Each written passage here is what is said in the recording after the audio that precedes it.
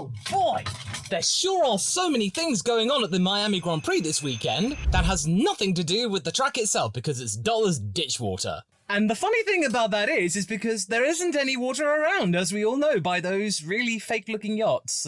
Yeah. It's becoming quite obvious that the relative success of the Las Vegas Grand Prix weekend, and when I say success, I mean it was something vaguely interesting and something I want to see a second time. It's all meant that Miami has become no longer relevant and the gimmick of being in Miami has just really gone out to pasture. It's boring now. How many more times can you say, welcome to Miami and all that stuff?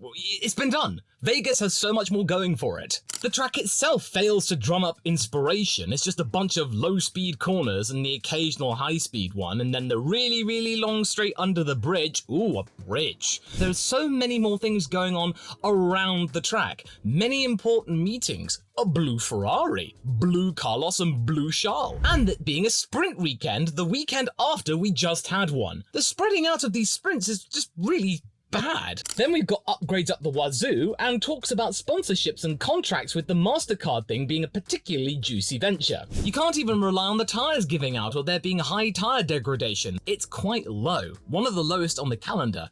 And to be fair, that does mean that Oscar Piastri might have a better time of it, considering that tyre degradation is one of his biggest weaknesses. Look, he may be my favourite driver on the grid, but I'm not afraid to admit that there are some shortcomings with the Australian and that Lando Norris is responding very well to Piastri's 2023 season. Like how he's not afraid to admit that McLaren's major weakness so far this season is that they have no clue seemingly as to how their MCL38 will perform at a given track. According to Piastri, they expected to be really good in Japan and then they weren't expected to be good in China and then they were. But to be fair, that is something relatively small and they will be able to figure it out, especially when they have upgrades that are thankfully being developed with this brand new wind tunnel, so we will see improvements, a noticeable one, according to McLaren. Not as big as the Austrian upgrade where we could compare and Lando could score points where Oscar couldn't. It's not as big as that, but it's something. Oscar's frustrated by it, but he said that he is confident that the team will understand it eventually. But hey, McLaren will probably score points, and a decent amount of points as well, which is a lot more than can be said for their previous outings in Miami, where it's been terrible for them, almost as bad as Bahrain.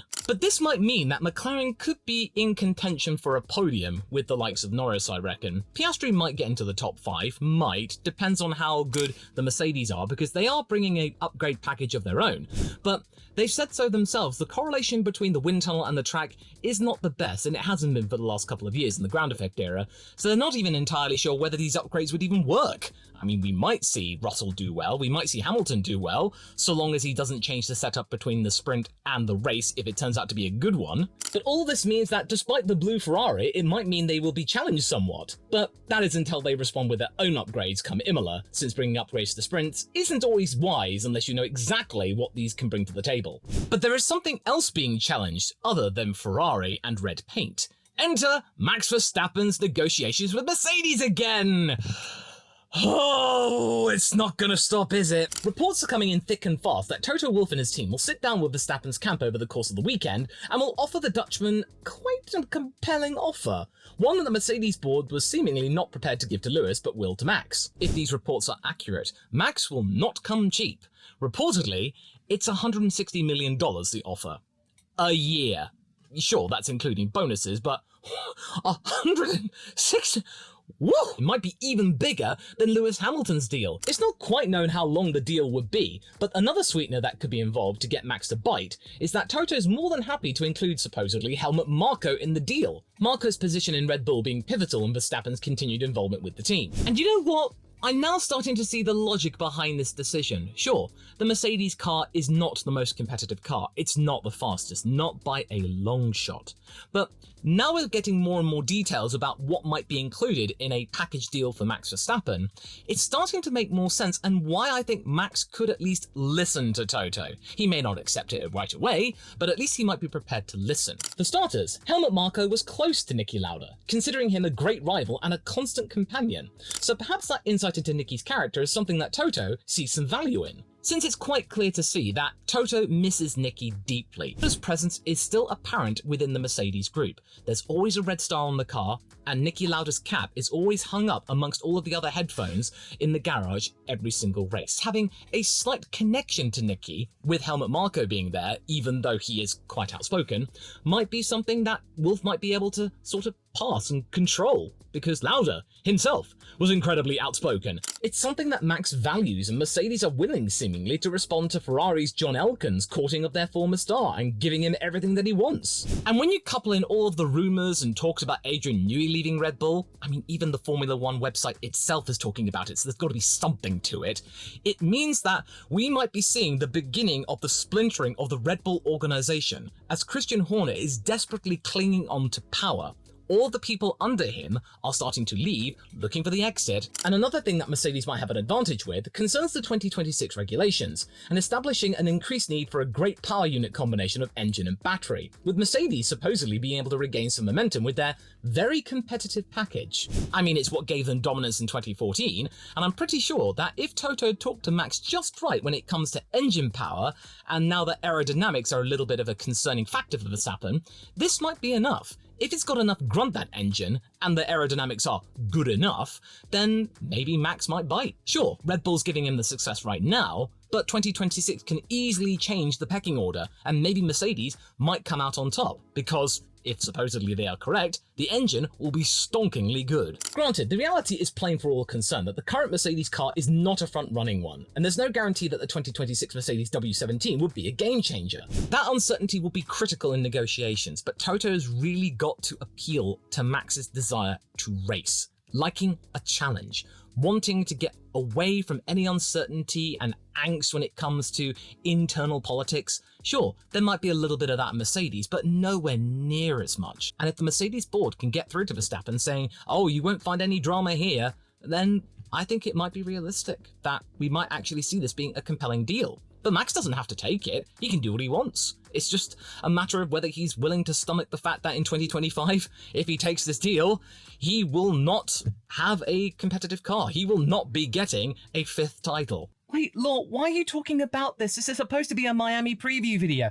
I'm sorry, but the Miami track is so dull, and there are so many interesting things going on around it, I just couldn't help myself, and quite frankly, the obsession with Max Verstappen and Toto has it's just really getting to my head. Look, the accent you see, it's the Toto effect, it's really getting to me. No, sorry, I couldn't stop it. I need to go and take a break. One moment, I'll be right back. But on to something different. Alpine. That's about as different as you can get these days. Pierre Gasly making it clear that all he wants from Alpine right now is a competitive car.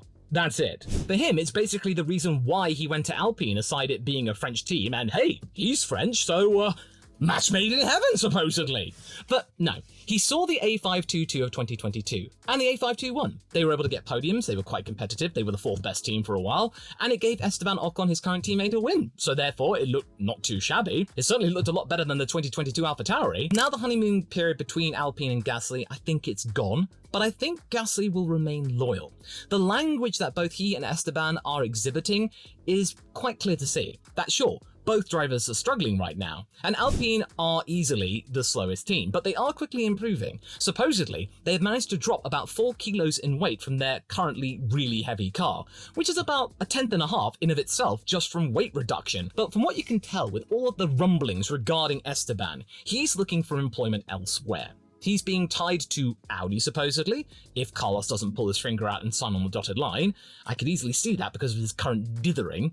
And then, of course, Esteban's more than happy to remind us all that, hey, he still has a connection to Mercedes. Whereas Gasly, though, you feel like his options are a little bit more limited, and I think he knows that. And also, I think he's more prepared to stay with Alpine for the long term. He's aware of their struggles, and he believes in the team. As he said, being with a manufacturer works team is pretty pivotal. It's quite important. The car is optimized to that engine, but that loyalty could be tested, and if Alpine can't get off the back of the grid later this year and show no sign of improvement, Gasly might have no choice but to look elsewhere. At least he has a choice, unlike their former team boss Otmar Szafnauer when he was sacked last year. He's come out swinging again, at least according to the race, where he's saying that, oh, Renault and Alpine had no clue and understanding in how to be a competitive team for the long term. And he's not mincing his words. You can tell that Otmar is still sore, even though he's currently on gardening leave. And he also says that car companies in general should stay away from meddling with running their F1 division, since there is a clear difference between those cars and road cars. The two are not the same. And maybe that some people at Renault aren't overly invested in the project, both financially and mentally. For an example, Szafnauer harks back to his time when he was working for Ford and with BAR. He was working along like-minded individuals who were not only intelligent and experienced, but they also enjoyed the sport. What Otmar is saying here is that while he was the team principal at Alpine, he he probably observed a lot of people who were doing this because they were employed by Renault to be part of it, that they didn't necessarily see the joy in Formula One. It's just something they did, that they believed it could yield sales in their road cars. And again, Szafnauer saying there's a complete difference. This is something really fascinating to see how this breakup between Szafnauer and Alpine played out, the internal rumblings, and the fact that there is such a clear resentment between Szafnauer and Famin, the current team principal at Alpine. It's all quite clear to see. We thought at the time Szafnauer was completely incompetent, that he was incapable of giving Alpine a car that could go for 4th place, and McLaren were leaving them for dust. But no, we're starting to see more and more that Otmar simply couldn't do his job. He could not do what he wanted to do, and what he could do so well at Force India and Racing Point, a team that was underfunded itself, but they were plucky, they were resourceful, like the beginnings of Jordan, and therefore they could really punch above their weight and at some points be the 4th fastest team. The next Racing Point, you see what I did there? Red Point, Racing, Formula One. Anyway, we're talking about sprints. What do you think of the current format? I personally think it's been quite the success. For people who don't like the sprints, that's okay. You don't have to watch them. They're their own thing. And okay, I can see the argument in that it's now merely a sideshow and that many people can just ignore it. And it's something that the team bosses are really beginning to find more appealing, with many considering the current format being slightly more forgiving, and that you can learn a lot of things between the sprint race and the race itself. So typically, when something turns out to be a small success, Stefano Domenicali goes, "Let's do more of it!" He doesn't see the problem in having more of them. Well, no, Stefano, no. 6 is enough. A quarter of the races on the calendar with a sprint weekend. That's fine, that sounds good. But maybe spread them out a little more, because having a sprint weekend and then another one in quick succession, that means there's only 4 more left and we've still got like 18 races left. And sure, this might mean that F1 gives more logistic and financial support to these teams in order to run these events, but Lando Norris does bring up a point that sure, the drivers might not mind doing some more races because they still have the same amount of track time, but you got to think of the crews and mechanics. They really need to be considered in terms of their workload. And it's a good point, because if you think about it, Parc Fermé being closed off after Q1 on Friday before was meaning that there wasn't really much the mechanics had to do, save for a really big accident or a shunt in the sprint. You didn't really have to make that many major tweaks. Now there's 2 Parc Fermé sessions, which means there is more work for the mechanics in between the sprint and Q1 sessions. That's really good that you can change things and improve your lot for Sunday, but it does mean more work. But I think one thing's for sure, it's good enough. We should leave this format alone and allow it to mature, because it's been changed so much. They keep changing it. It's clear that Formula One no longer sees the sprint as this big, huge event. They see it as part of the overall weekend now, but it is still a little bit of a downgrade, because remember back in 2021, they really wanted to hammer home how good and significant the sprint was. You got these huge laurels, you got to do a victory lap in a truck, you got these medals, and you got all of this pomp and circumstance, whereas now all you get is maybe some photos in front of a screen, and you get like a little table chip or talisman or something like that with the track and then your name engraved. It looks a little bit tacky, but hey, the sprint is better now than it was last year. And again, Miami is quite dull, so any chance for some more excitement in the sprint will be very much welcomed. As for the rest of the grid, are there any surprises to be had with the bottom 5 teams? Are there any opportunities for them to get into Q3, save for a Lance Stroll pre-Q3 exit, or him exiting out of Q1 again? Well, we might see that because both Racing Bulls and Haas have brought upgrades. Miami is looking really good for Haas because they brought upgrades from China, but now they brought more upgrades. Sure, it's relatively small, but now they're bringing them consistently instead of just doing this one big upgrade dump and then it doesn't work. Racing Bulls has brought theirs, so we might start to see these 2 teams break away from the bottom 3 teams. So long as Daniel Ricciardo has a very quiet weekend and he doesn't get himself into an accident, we might be able to see where he is right now, because according to the initial rumors, Miami was the weekend where his fate would have been decided. But no, that's no longer happening. He's got more time. He's got more good grace, which is more than can be said for Logan Sargeant, because now the rumours are pointing to him being axed after Miami if he doesn't perform. This is his home race, by the way, Miami. Imagine that. Your last race is your home race and then you get dumped because you probably would have been dumped sooner, but no. No, Williams. No, you do not do that. If this is true, then shame on you. Yes, Logan Sargeant is not exactly setting the world alight, but he's barely had any opportunities in which to do so. Australia was taken out of his hands, Suzuka was compromised because he was running a chassis, and then the pit stops failed him, so therefore he couldn't have a chance to go for a point or at least finish 11th or 12th. He needs a weekend where Williams doesn't interfere and there are no silly penalties and administrative things, because he got that penalty in China mainly for the fact that the team didn't communicate to him properly about that maybe he should have let Hülkenberg go by the whole safety car line, all that stuff, really complicated, but Logan really didn't know what to do, and the team let him down. Again. The team is really letting him down, and I'm really disappointed. If they just dump him, it's not Logan's fault right now. And do you know who supposedly is in line to maybe replace him? Yeah, guess who? No. Please, no. If the rumours are correct, they're talking about Toto and Williams getting special dispensation to allow Antonelli to race. That he's underage, and that age limit came from Max Verstappen coming into Red Bull and completely dominating, and then maybe thinking there's a race to the bottom to bring 16-year-olds, 15-year-olds, or 14-year-olds into Formula One because they look really good in karting. This can't be happening. If this happens, then Antonelli will sink, even if it's in a Williams, because he won't be able to perform. He might not get results because Williams are going through a bit of a growing pains phase. How will Kimi be able to perform when Williams are going through a phase right now? His results will just look completely dire. No. If Kimi's going to be brought in, just bring him into Mercedes and see what happens. Just let Logan finish the season. If he isn't performing by the end of it, then fine. He's had his chance. I'm just hoping that Hülkenberg has a good weekend, because now he's got that Sauber deal. His future in Formula 1 is assured until he pushes 40. He might be over the moon. And maybe Haas might be willing to give him a good car to send him off, and he will be able to commit to Haas himself, which he has said. Okay, now onto the predictions themselves. And I think it's going to be yet another Red Bull 1-2, like it was last year. The track itself seems to be something that really appeals to the car. And this was the track that last year showed us all that Max was prepared to dominate Checo, and it ended effectively his entire season, and Checo completely floundered after that. But I don't see Checo having that same situation happen to him again, since Horner's been saying, and he's been saying himself, Checo, that he's really not looking to Verstappen in terms of a title rival, but instead as a yardstick. If he can be close enough to Max Verstappen, then that's pretty good. He's close enough to one of the greatest generational talents currently in the sport.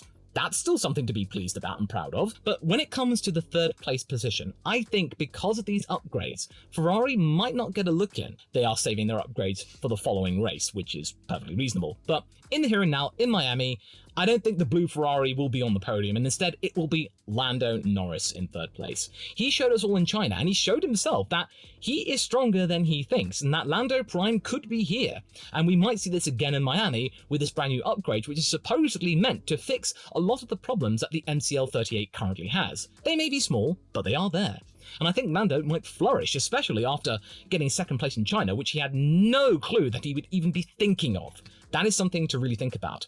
Now, fourth place. I did think Charles for a while. I even thought Oscar, but I feel like maybe one of the Mercedes will get into that spot, and I think it will be George. George Russell, fourth place. Why am I not thinking Hamilton? Well, I don't know. But I feel like after what I saw in China, I'm really not that confident with how Lewis is taking this year. Sure, he might do well in the sprint again, but in terms of the race itself, I feel like George has got a better handle of this car. I think George might get more out of this car than Lewis does. I feel like Lewis will score points. He'll get a good 6th or 7th place, as well as some decent points in the sprint, but I feel like George will have the slight upper hand. And then 5th place will be taken by Oscar himself. This being a low tyre deg track, this might appeal to his current driving style. He is working on it slowly but surely, but Lando has clearly responded, and I think that he will have the measure on the Australian for the foreseeable future, unless Oscar can get over the tyre gremlins and therefore improve and become a much more complete driver. But hey, this is only his second season in Formula 1. It's still pretty good that he's won a sprint race and he's had a couple of podiums. Not bad at all, but that's my top 5 lineup, I think, because Ferrari right now, they might struggle, but it'll only be temporary. They will come out fighting in Imola. And it's quite clear that Checo's coming out fighting as well, because he senses an opportunity to extend his time with Red Bull, and he's really being punchy when it comes to his contract offers. As I talk about in this video next, that he's talking 3 years? 2027? Oh, good luck, Checo, good luck. Whoa.